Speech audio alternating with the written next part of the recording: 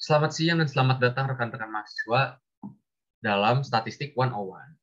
Pada kesempatan kali ini, kita akan membahas statistika menurut pandangan para ahli dan implementasinya pada bidang ilmu administrasi publik. Sebelum kita membahas lebih lanjut terhadap statistika menurut pandangan para ahli dan implementasinya pada bidang administrasi publik, ada pepatah yang mengatakan bahwa tak kenal maka tak sayang. Maka, mari perkenalkan terlebih dahulu sebelum ke pembahasan. Perkenalkan, nama saya Muhammad Zarakasa dengan NPM 100. Saya Muhammad Yulian Yusuf, MPM 91. Halo teman-teman semua, perkenalkan nama aku Alif Bumi Segara Lantang, MPM 053. Oke. Selanjutnya, kita membahas apa itu statistika. Sebelum kita jauh pergi ke pembahasan dalam bidang administrasi publik. Sebelumnya, kita di sini tidak akan membahas statistika sejarah dan membedah apa itu definisi statistika. Tapi kita akan lebih menekankan kepada bagaimana statistika diterapkan di bidang ilmu administrasi publik. Nah, statistik berasal dari kata state yang artinya negara. Mengapa disebut demikian? Karena sejak dahulu kala, statistik hanya digunakan untuk urusan atau kepentingan negara. Kepentingan negara itu seperti kehidupan dan penghidupan masyarakat. Sehingga lahirlah istilah statistik yang pemakaiannya disesuaikan dengan datanya. Nah, bagaimana sih kehidupan dan penghidupan tersebut untuk masyarakat? Contohnya, dalam kehidupan sehari-hari kita bisa menghitung bagaimana, misalnya, rata-rata penghasilan masyarakat di Indonesia adalah 100.000 tiap bulan. Kita juga bisa menghitung tingkat inflasi rata-rata di Indonesia. Misalnya rata-ratanya adalah 9% dalam setahun. Lalu kita juga bisa menghitung bunga deposito rata-rata 12% setahun. Lalu selanjutnya penduduk Indonesia yang bermukim di pedesaan rata-rata 70%. Itu kita juga bisa menghitung dengan statistik. Lalu kita juga bisa menghitung penganut agama Islam misalnya, atau agama Kristen, atau Hindu, apapun itu, di setiap provinsi. Misalnya ada teman-teman di PPT itu ada rata-rata 90% dan seterusnya. Semua itu bisa kita olah dengan statistika. Berikut adalah statistika menurut pandangan para ahli. Stowell dan Torrey menyatakan bahwa statistik adalah metode yang memberikan cara-cara yang menilai atau memberikan cara-cara guna menilai ketidaktentuan dari penarikan kesimpulan yang bersifat induktif. Lalu berikutnya ada Anto Dajan yang berpendapat bahwa statistik adalah metode atau asas mengerjakan atau memanipulasi data kuantitatif agar angka-angka tersebut berbicara. Ini maksud berbicara adalah angka-angka tersebut membuktikan hasil kita itu valid atau tidak dengan metode kuantitatif. Statistik diartikan sebagai data kuantitatif, baik yang masih belum tersusun maupun yang telah tersusun dalam bentuk tabel. Dan terakhir, Profesor Dr. Anies Sutrisno, Hadi, MA, berpendapat bahwa statistik adalah cara untuk mengelola data dan menarik kesimpulan-kesimpulan yang diteliti dan keputusan-keputusan yang logis dari pengolahan data. Berikutnya akan dijelaskan oleh partner saya, yaitu Alif Bumi Segara Lantang. Oke, terima kasih kepada rekan saya yang telah memaparkan pemaparan sebelumnya. Nah, teman-teman tadi kan udah dipaparkan oleh teman saya apa itu pengertian dari statistika, baik dari terminologi ataupun dari pendapat para ahli. Tentunya statistika juga memiliki manfaat. Dodit Aditya Setiawan dalam pengantar statistika tahun 2013 menyebutkan secara khusus statistika memiliki 3 fungsi. Yang pertama yaitu bank data, yang kedua alat kontrol kualitas atau quality control, dan yang terakhir adalah pemecahan masalah. Nah, apa sih yang dimaksud manfaat statistika sebagai bank data? Yang dimaksud manfaat statistika sebagai bank data adalah ilmu statistika berfungsi sebagai bank data atau penyedia, juga sumber suatu data.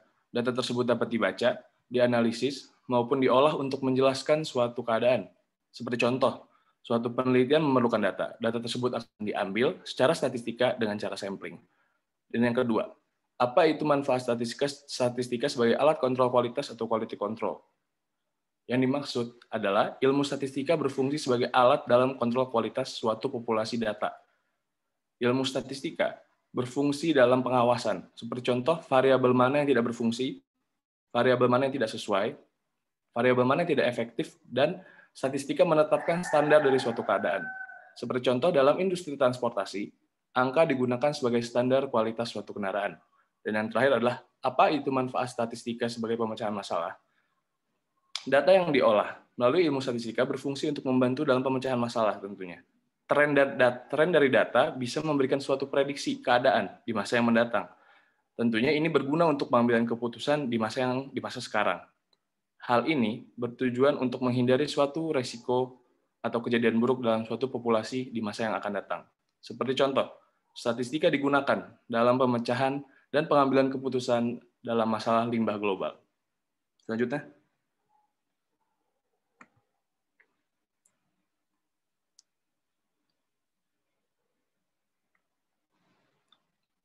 Oke, tentunya manfaat statistika tidak hanya terbatas di 3 poin tersebut, masih banyak yang lainnya. Ya, dan salah satu dari sekian yaitu yang pertama, membantu mengobservasi dalam menggunakan sampel sehingga penelitian dapat bekerja secara efisien dengan hasil sesuai yang diinginkan dengan objek yang ingin diteliti. Yang kedua, membantu observasi untuk membaca data yang telah terkumpul sehingga peneliti dapat mengambil keputusan yang tepat. Yang ketiga, membantu meneliti untuk melihat ada tidaknya perbedaan di antara kelompok yang satu dengan kelompok yang lainnya atas objek observasi yang ingin diteliti. Dan yang terakhir, yaitu membantu penelitian untuk melihat bahwa ada atau tidaknya hubungan antar variabel yang satu dengan variabel yang lainnya yang tentunya saling berkaitan. Sekian. Akan dilanjut oleh rekan saya, Muhammad Tulden Yusuf. Iya, selanjutnya kami akan membahas implementasi statistika dalam ranah pekerjaan administrasi publik.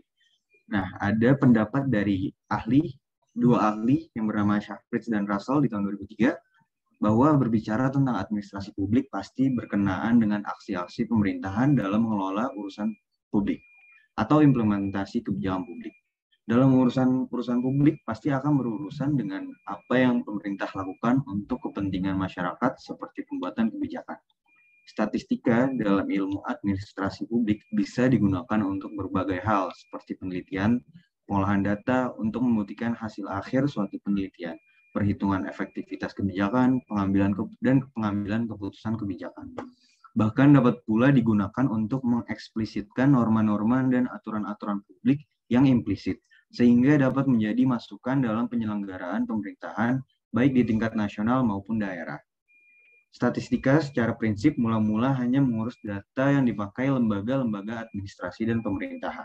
Pengumpulan data terus berlanjut, khususnya melalui sensus yang dilakukan secara teratur untuk memberi informasi kependudukan yang berubah setiap saat. Secara umum, terdapat 3 jenis statistik, yaitu statistik deskriptif, komparatif, dan asosiatif.